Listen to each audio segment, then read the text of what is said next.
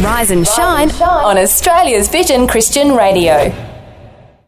You're on Rise and Shine with Matt and Phil all across Australia, and we love catching up with our Vision family all around Australia. And today we're catching up with Naomi Reid, who's been doing some incredible missions work in Nepal over the years. She's an author, an amazing woman of God. We've had her on the radio before, but it's great to catch up again. How are you, Naomi?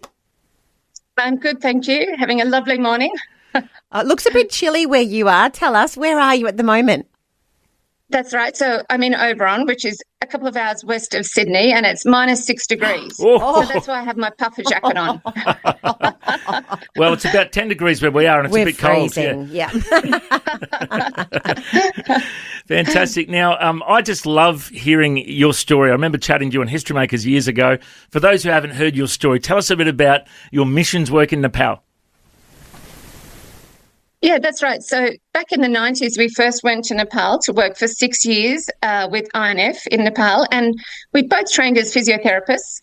And back then we were working happily at a big Sydney hospital, and then found out about the needs in Nepal, where there were only 2 Nepali physios for the entire population of 24 million people. Wow. And so the needs just sat heavily with us. And we ended up applying and praying and landing in Kathmandu with all its chaos and wonder.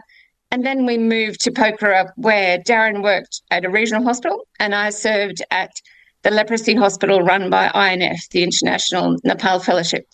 And it was just a privilege those years. It's hard to describe. I think back then, of course, there was a great stigma attached to leprosy. So our mobile health clinics would go out into the villages and find patients with leprosy hidden away in caves. They'd been cast out of their villages. They were eating whatever they could find in the forest. And so they would come into the hospital and over the cattle grid, sit down, see a health worker, start multi-drug therapy, which killed the bacteria that affected the nerves. But it's just fascinating seeing people in such need like that, because after a while, what was interesting was that they said, nobody has ever touched me until now. Nobody has spoken to me by name, treated me like a person, and yet you listen to me, you love me, you call me by my name. And so their question was, where does that love come from? And then later, tell me about this God who you say loves me. And I think it's profound, because for people like that who haven't known any of those things, it's the love and compassion that is surprising. A bed and treatment and food and therapy is absolutely critical, non-negotiable.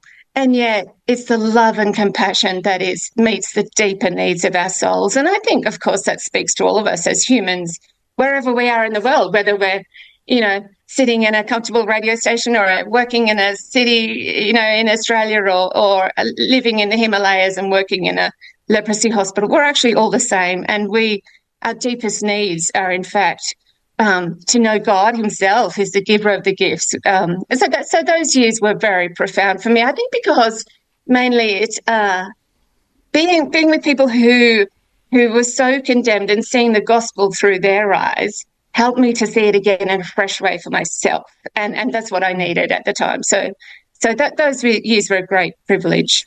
Wow, Naomi, I'm just imagining, because that's a place I've never been. I've never been in Nepal, never been in a leprosy hospital. I'm trying to imagine what that would be like for an individual in that situation. Can you tell us any of the stories of change, of transformation for someone who came out of a cave? Where did they end up after the treatment and after hearing the gospel? Yeah, that's right. So a lot of them over those years came to faith in Jesus for the first time. And interestingly, right next to the hospital run by INF, they sort of a little fellowship and then a church grew up of its own accord out of the small core group of ex-leprosy sufferers. And now that church, we've been associated with that for 30 years. And it's been lovely to see that grow. There's now 1,000 people, all sorts of people from all sorts of different castes in Nepal come along and are welcome and join in worship. And that itself is a witness because, and of course, in Hindu Nepal, where this caste system is still present, and there's still often quite rules, particularly about high caste people, about not associating with lower castes. For example, someone told me not so long ago that they had been brought up as a Brahmin, highest caste, and they walked into that church and they listened to the speaking and they listened to the songs, and then it was time for communion. And they saw a high caste person sitting next to a person with leprosy and passing the cup to the one with leprosy. And they said, I want to know about a God who can do that, who can cause the Brahmin to share the cup with the one with leprosy. Wow. And I think that is profound as well. So, so the church grew up next door to the hospital and is still thriving today.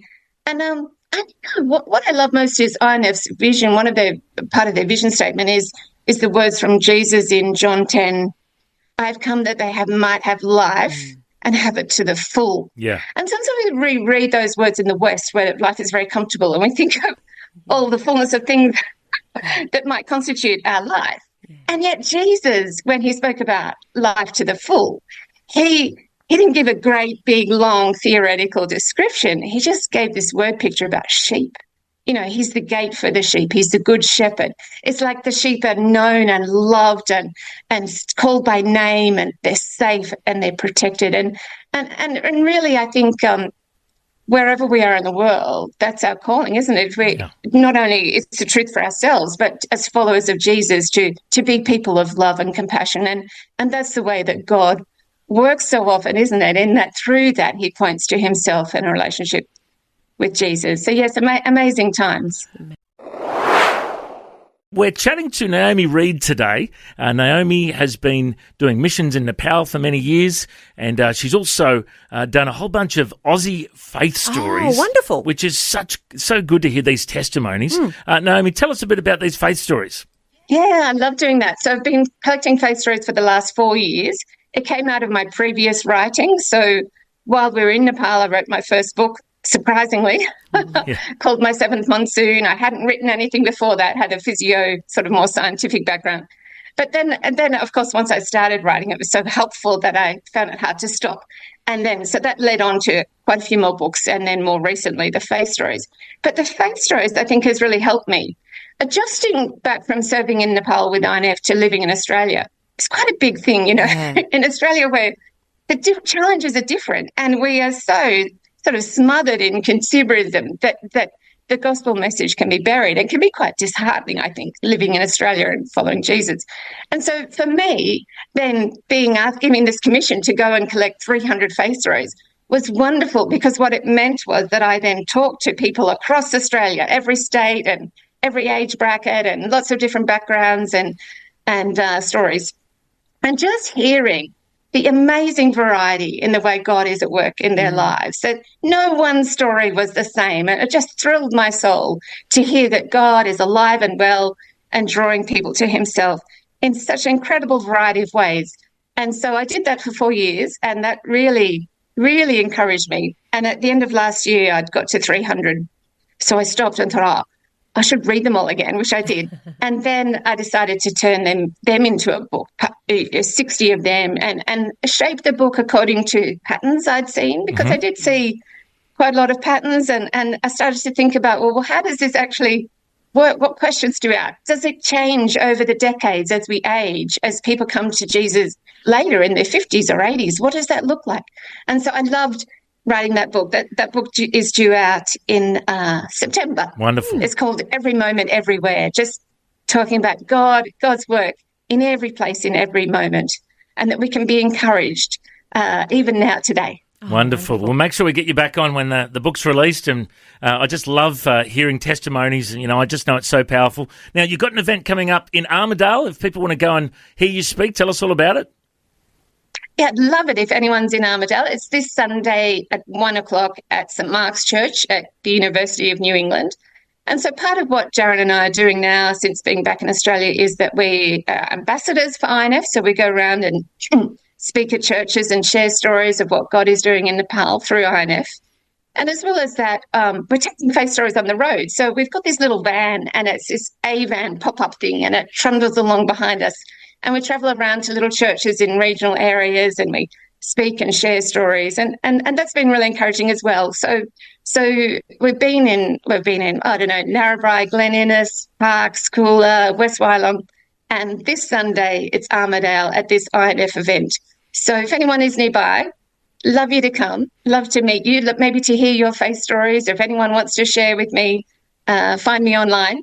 Or the other thing, of course, is if you can't come this Sunday, do have a look at the work of INF on their website, www.inf.org.au, because it's very inspiring to see what God is doing in that land in the Himalayas and how we can support the work and be part of it. And I think that's a great joy to be able to partner from here. Well, it's been so good to catch up with you today. Yeah, thank you so much for your time. And we would encourage everyone to jump online, look up Naomi Reid and follow your journey. Naomi, thank you so much. We look forward to having a chat soon. Lovely. Thanks so much. God bless. Bye. Thanks. Bye-bye. Thanks for taking time to listen to this audio on demand from Vision Christian Media. To find out more about us, go to vision.org.au.